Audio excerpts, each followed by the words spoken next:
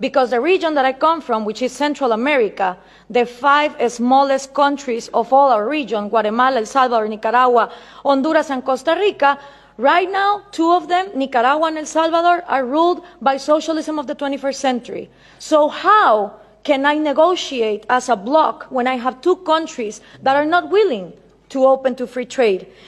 And for these 3 ways to work, you need to understand something about Latin America. I had 2 slides, 2 pictures, if we could put them on, please.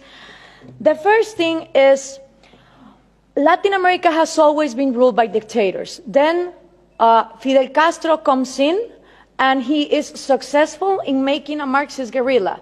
In the moment that Castro comes in and he makes a Marxist guerrilla, all the countries in Latin America start copying and pasting that model. You had Marxist guerrillas everywhere. Guatemala, Nicaragua, Peru, trying to do the same thing as Castro, financed by the Soviet Union and with the intelligence of Cuba. 1989 comes, the Soviet Union collapses, and the left Marxist wing of Latin America, the socialist sectors, they are in trouble, because now they don't have the money of the Soviet Union to keep on going with these violent guerrillas, but they still want to come to power.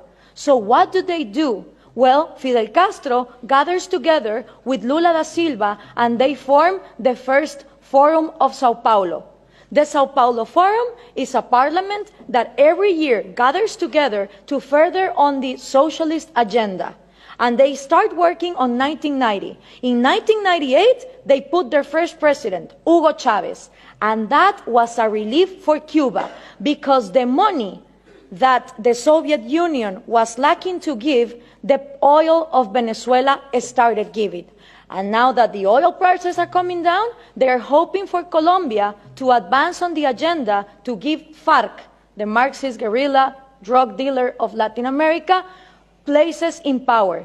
If this happens, we're going to have the first narco-socialist government, which will mean that the money of drugs, it's infinite. It doesn't depend on the market like oil, and then you have another socialism of maybe the 22nd century. So what we need to understand is this regional strategy is not only put in place in Venezuela, it has been put in place and tested in Brazil, Argentina, Chile, Uruguay, Nicaragua, El Salvador. And the places where they haven't governed, they have people who are waiting to come to power. When we understand this, we also understand that when the Berlin Wall fell, and communism was a thing of the past, in Latin America, we voted for the so-called neoliberal governments, the right-wing presidents that were going to open the market. These people gathered together in the Washington Consensus, and they promised that they would give us free market. What did they do? They privatized everything. They privatized electricity, trains, radio stations, but they didn't liberalize them. They gave them as oligopolies and monopolies to their peers, and this created crony capitalism. But for most of the population, the one to blame was free market. I don't know if we can now put the picture, please.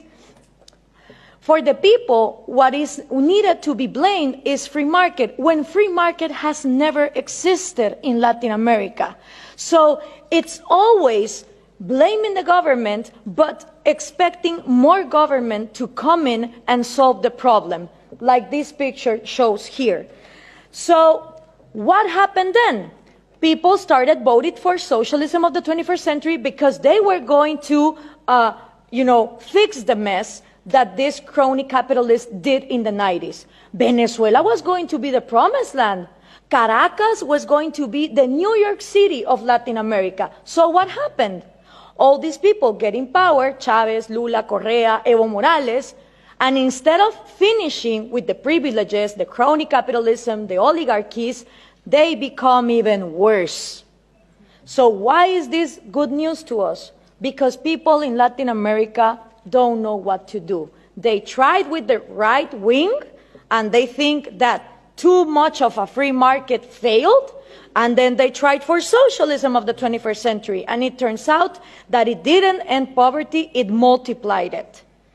So right now, it's a great and excellent opportunity for people like us, for people who really defend liberties and freedom, not only economic liberties, but also individual liberties. Because in a moment where there is frustration to the left and to the right, and everything has been tried, and all of them are statists who want to control the economy, is great news for people like us who want to defend freedom. The examples given here from different regions of the planet demonstrate that freedom works. So what we need to input from Europe to Latin America is the right messages. Those messages include that Scandinavia is not socialist, that we need trade more than aid, and in order for institutions to follow up, it's not about material equality, it's about equality under the law and the rule of law. Thank you very much.